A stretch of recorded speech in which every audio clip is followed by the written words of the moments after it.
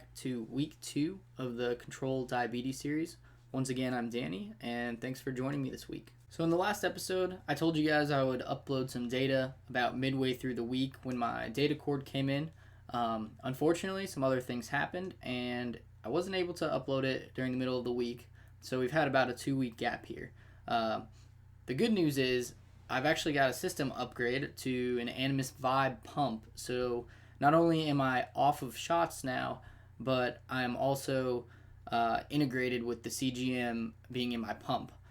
This also means the software I've been using to analyze my numbers has changed from the Dexcom provided software to Diasend. So those are two major differences this week, just to keep in mind when I'm talking about the challenges and the changes that I've made. So just as a recap as to where we're at in the journey here, for the first week I was regulating my sleep schedule, which I've been continuing to do. It seems like it's helped my blood sugar control a lot. And then last episode, I said that I was going to do some basal tests by fasting at certain meal times in order to see if my basal rates were correct and that wasn't affecting my numbers from going up and down. That was to make sure that I have a good starting point before I get into adjusting my insulin to carb ratios and changing my diet. So the good news is my blood sugars have kept getting better. Now, whether this is from a standardized schedule in my sleep to make my meals more consistent and my eating habits and basically everything in my day more consistent, or whether this was me being more conscious of my efforts because I'm doing this project.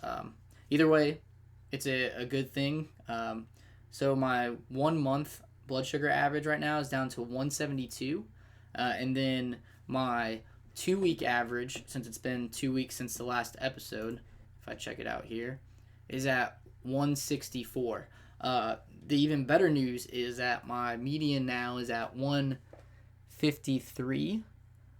And the standard deviation is 61. So I still have quite a bit of variation, but overall my blood sugar control has been getting better. So that's very good. Now let's get into the details of my basal rate tests for these last 2 weeks.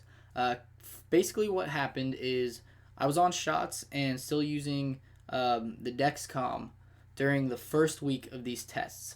And then during the second week of the tests, I made my adjustments because I had the Animus Vibe pump and I was able to vary my rates during the day to prevent the rising and falling that occurred due to my basal rates not being 100% accurate. For the first basal test, I did a fasting period until about noon for my breakfast time. Basically, I kept my exercise and everything else I do pretty consistent in order to make this test as useful as possible. So for the first basal test at breakfast, I can see that I dropped probably about 50 to 60 points over that time span, which means that I will need to drop my basal rates a little bit during that time period, which I did, and hopefully it'll work a little bit better in the future.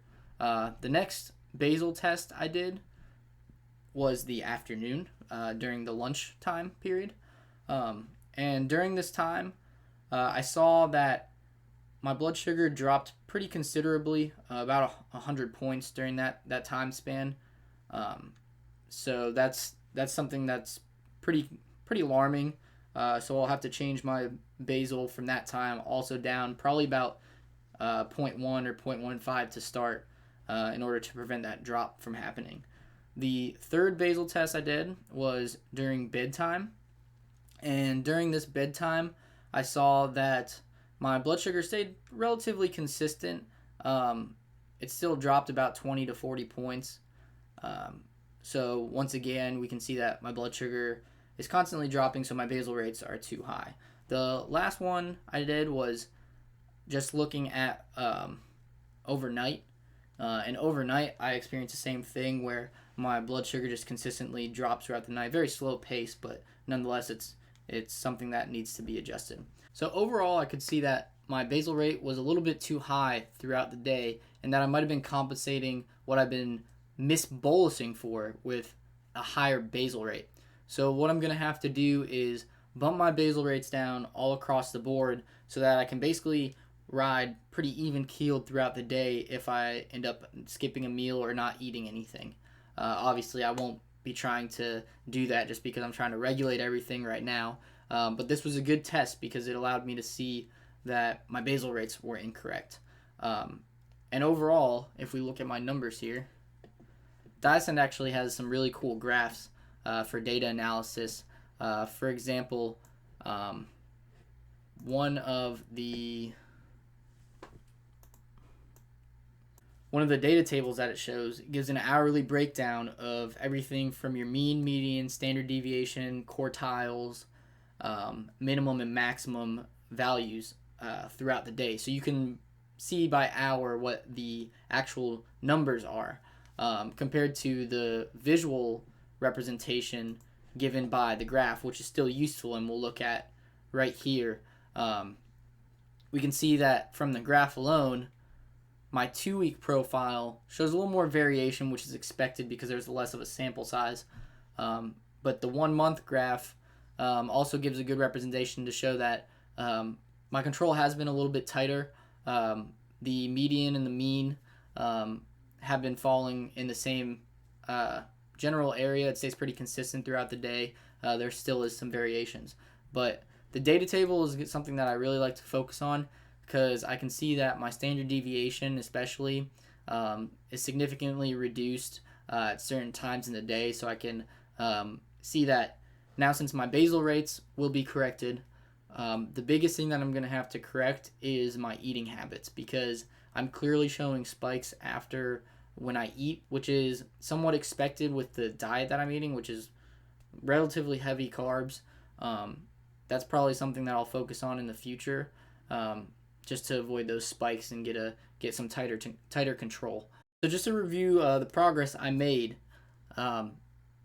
compared to week 0 where my average blood sugar was 192 and I was about 12 to 15% in range with a standard deviation of about 62 to 65. Now my mean and my median is closer to around 160. I'm about 57% in range, and my standard deviation is around the same. So my guess is that the only way to control my standard deviation is to focus more on my diet. Which brings me into the next week and what I will be doing over this next week in order to better improve my control. And that will be to standardize my meals. So what I plan on doing is figuring out all of my carbs, all of my proteins, every macro that I can for each of my meals throughout the week.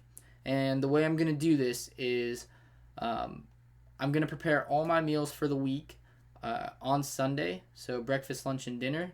I'll have the amount of carbs written down, the amount of insulin I will give based on my insulin to carb ratio, and I'll eat these at the same time every day in order to get a good idea of how my bolusing habits are affecting my blood sugars.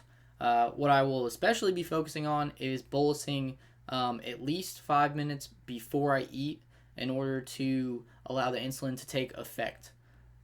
So basically the 2 things I'll be focusing this week coming up is bolusing before my meals and standardizing my meal and carb intake throughout the week so I can make sure that my insulin to carb ratio is correct. So just to recap what we did this week, we need to control our basal rates by testing for each meal. We do this by fasting at the meal time and checking our blood sugars and making sure that they're staying consistent during this fasting period. If they're rising or falling, we know that we have to adjust our basal rates in small increments until we can achieve pretty standard control throughout that time period. By doing this, we know that we can then go on and adjust our insulin to carb ratios because our underlying basal is correct. So we're not overcompensating for an incorrect basal rate. So thank you guys for watching this week. I hope you found something useful that you could use in your own health or care for your diabetes. If you have any tips or comments, feel free to leave them below. And thanks for watching.